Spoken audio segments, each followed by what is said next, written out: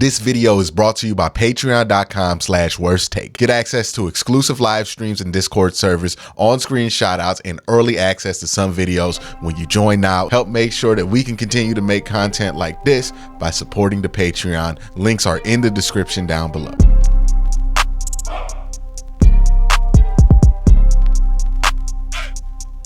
Hey, what's up? It's time for the bold predictions video. My predictions on what's going to happen in this game versus Seattle. And I think that this is one of the more, it's kind of overlooked within the fan base because we've been so wrapped up with internal stuff that we haven't really talked about this team and this matchup, or really thought about this team or matchup as much. But this is going to be a tough game. They're going against a really good Seattle team that's fighting for first place. I believe now they're even tied for first place or close to that with the San Francisco 49ers since they have dropped 2 games in a row. We're going to Seattle. Look, this is a tough game to come out of with the victory if you're the Cleveland Browns. And this is a game that if you do come out of with the victory, I do think it does make a statement about where this team's going to be regardless of quarterback play. And if you don't, it really ain't that big of a deal, to be honest with you. The luxury of the Browns being 4-2 is that it gives them time for stuff like this that they're going through, right? Instability at the quarterback position, questions about the health of your quarterback. This gives you time to figure it out because at 4-2, you can lose a game to an NFC opponent. It's not really going to be that big of a deal. You could lose 2 games to an NFC opponent. It wouldn't be that big of a deal. Now, you don't want to do that, but if you can come out of this stretch like 1-1, if you drop a game here or there, it's not the worst deal in the world if you're the Cleveland Browns. So this is a tough game. This is a tall ask for a team that's struggling a little bit on offense. This is a tall ask for a team without their starting quarterback to go into the 12th man and win. But I do think that they're going to have a chance or several chances to win this game this week because I think the defense will come back and play well. Now let's start with my first bold prediction, and this is on PJ Walker. I don't know where to go with PJ, man. Like, look, here's the thing with PJ. PJ is either capable on a given drive of greatness or bad. Like it usually isn't the in between. Either he is making a throw that makes you wonder how he doesn't play more in the NFL, or he is making a throw that makes you wonder how he got to the NFL. Like it's usually one or the other. You don't usually get these like what I would like to call workman-like drives out of him, like you got with Jacoby Brissett, where Jacoby Brissett, workman. You know what I mean? He gonna give you a 6 out of 10 every drive. He's not going to give you a lot of 8 out of 10s. He's not going to give you a lot of 4 out of 10s. He's going to give you, Jacoby Brissett's the definition of a 45-degree day at quarterback. And for those of you who don't know, if you didn't watch The Wire, there's a scene where Stringer Bell, character in The Wire, is talking about how upset he is that business keeps being regular. Like it's a 45-degree day. Ain't nothing to complain about. Ain't nothing to celebrate. It's just 45 degrees. And that's what Jacoby is. He's a 45-degree day. You know, you're not complaining about it. You're not mad at it. You're not happy about it. It's just 45 degrees. Unless it's like Cleveland in February, because then 45 degrees feels like summer. But yeah, PJ's not a 45-degree day. PJ is lake effect weather. Like he is either hot or cold. And sometimes it could be hot, but he's cold, right? Like it's just whatever he is at the time. Now this week is a tough matchup. They got some good corners. They're against Seattle. I think you're going to see more of the same from PJ. I think we're going to get up and down. I think he'll give you, this is the kind of game where PJ will give you 2 great touchdowns and like a bad interception. So I'm thinking like maybe along those lines, but you can live with that if you play well defensively. I think Elijah Moore showed flashes of playing very, very well at the end of that Colts game. Again, you don't win that game if Elijah Moore doesn't step up in the ways that he stepped up We talked about his production being hypothetical so far. That was not hypothetical. He stepped up, made some great catches, made some great yards at the catch, finally got his nose down after catching the football and showed why they want to put him on these end arounds, because his yard after catch ability is pretty spectacular, right? He gets that screen, goes downfield, gets like 12, 15 yards out of that, huge in that drive, a big chunk play. I think the usage of him and Marquise Goodwin has been much better the last few weeks that we have seen this Cleveland Browns offense play. I think they have figured out how they want to use each other, and then where and what roles do they use each specific piece. I think we're getting better at that as the weeks go on. And I think just in general, Kevin has done a great job of manufacturing chunk plays out of an offense that doesn't have a lot of chunk play getters, right? You lost Nick Chubb. You don't have Deshaun Watson. That's a lot of what you were counting on to get chunk plays this year. Now you're going to have to manufacture chunk plays with Jerome Ford. He's not going to play this week, so it's going to be Kareem Hunt and Pierre Strong. You have to find a way to manufacture some chunk plays with them. You're going to have to manufacture some chunk plays with David Njoku. You're going to have to manufacture some chunk plays with Marquise Goodwin, Elijah Moore. They have to find a way to get big chunks down the field. And, you know, Amari Cooper, he's going to get his own chunks. You know that Elijah Moore is a receiver. He's going to get his own chunks. But you got to manufacture more ways. And that's the one thing I got to give Kevin a lot of credit on, is that he has found that so far this season. So that is something that I am looking forward to in this game, is the performance of Elijah Moore.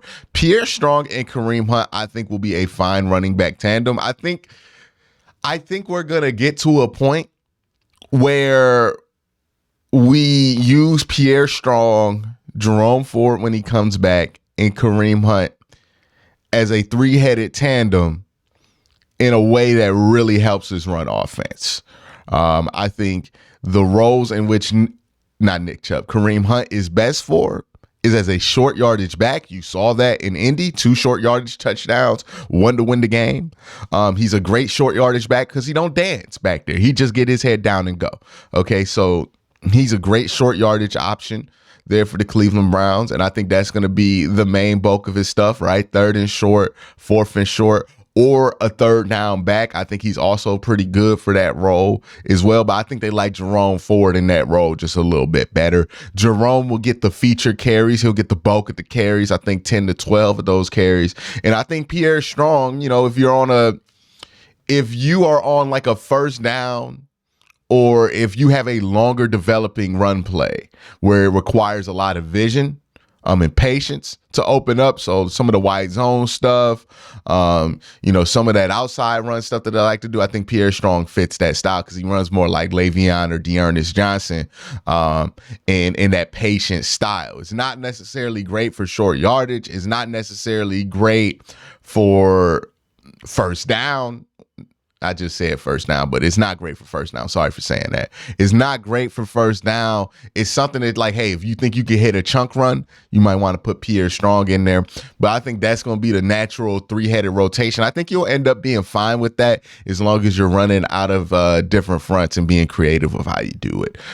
Again, I think Jerome's the home run hitter. I think Pierre's going to be a double hitter. And look, if you just need to get a bunt or get on base, that's what Kareem Hunt's for. And I think that's how you're going to use those 3 running backs going forward. I also think the offensive line is going to continue to improve. The last couple of weeks have been promising from the offensive line. It hasn't been perfect, but it's been promising, right? No, 2 weeks of not complaining about Jed Wills, 2 weeks of not complaining about Wyatt Teller. We're in a good spot. And I think that's going to continue.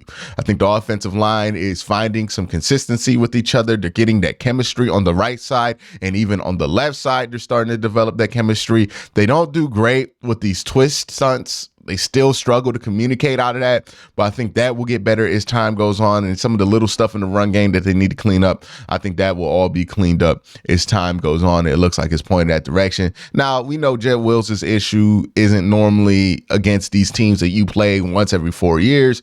Jed Wills' problems is with teams with ultra familiarity against them, right? The Steelers, the Ravens, the Bengals. Those are teams that he usually, well, not the Bengals. He don't usually struggle against the Bengals, but the Steelers and the Ravens are the two teams in which he struggles against. And those two teams are coming up on the schedule pretty soon here. So we'll see. We'll go through the Jet Wills test. If he gets out of those two games relatively complaint free, then I think we're in a good place for the rest of the season as far as left tackle goes. And I think he'll be all right until we could find a solution for what either it be next year or the year after with Jed. But I think offensive line play is going to continue to look good on the upward tick this year. And then my final bold prediction is that the defense is going to be back. Now, I think we have a tendency to be very reactionary. And look, I live in this reactionary world like everybody else, and I can be as reactionary as the next man, and I try my best not to. But I think we as just people in general have a tendency to be reactionary. And we have a tendency to take what we just saw and make it all we know. You know, oh, the defense has a bad game. They're not good for real. I knew it, right? There's a lot of that going on, right? Whenever the defense has a bad drive or a bad game, people focus on that and make that everything that the defense is. But I think, one, if you go back to the preview this time last week, one of the reasons I was able to predict that the Browns defense will have an off game was that, one, they have some young players in the secondary, and young players, you know, those are the guys who are going to get caught off guard after a big win, right? Myles Garrett stepped up. Denzel Ward stepped up. Those are like three of the older people on your team that stepped up, knew what to do in this kind of a moment. But the younger players are going to miss tackles, right? You saw JOK have a bad game. You saw Tony Fields have a bad game. You saw Juan Thornhill, who really shouldn't be having bad games like that, but he had a bad game. And you saw Grant Delpit and Martin Emerson, Greg Newsome. They didn't have the greatest games, right? Young players. It makes sense for those young guys to have a little bit of an off game after this week. And I think they'll bounce back and be fine this week after that game. So I think it's easy to point at certain things when there's when there's only 2 games of bad play from this defense and say, oh, this is what it is, right? And I've seen a lot of people point to zone, and it might be zone, but I think it's much too early to make that call that they just can't play zone at all, because it's like you look at that Baltimore game and you can see that most of the issues with that defense that game was the offense just wasn't doing anything for them. I think that had a lot to do with it. And I think this game, you just got some bad individual efforts from some players, and that happens every once in a while. Great defenses have bad games. Great defenses have off days. The 2000 Baltimore Ravens was a great defense.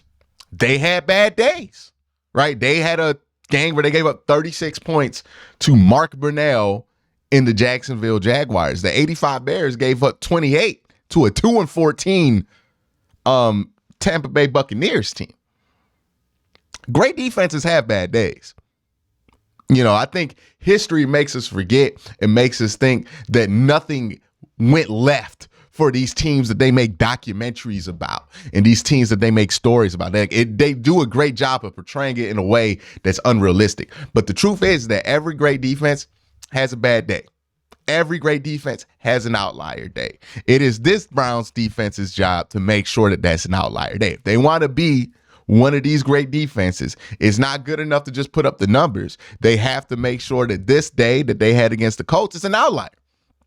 And I think it will show itself as an outlier. I think it was just a bad day, a combination of things that went wrong. But still, even in a bad game, they got like 4 turnovers. So did they really play that bad? Like, they figured out a way to be helpful to winning, despite the fact that they weren't necessarily playing the most lockdown of lockdown defenses. We tend to think anytime a defense or an offense has a bad day, that defense or offense is exposed. Right? Like, there's this complicated solution. Well, there's complicated answer for why that defense had a problem, right? You ever notice every time like if the Miami Dolphins, if they have a bad game, everybody goes, well, this is what they did to shut them down and somebody figured it out. It ain't that. They just had a bad day. Like, I think we want these answers to be so complicated because it makes it seem like no matter what, there's a solution out there for any team that you come across. But the fact is that when the Miami Dolphins have a bad day, it's because they had a bad day. right? Like, it's usually it. Now this Browns defense, we'll see what they are. We'll see if this is going to be an outlier or not. I tend to think it will. I think they'll be back. I think they just had a bad day against the Colts. And we'll see what happens going forward. We'll see who's right, who's wrong going forward. But those are my bold predictions coming into this week. Let me know yours down in the comment section down below. Y'all have a great day. Have an even better night.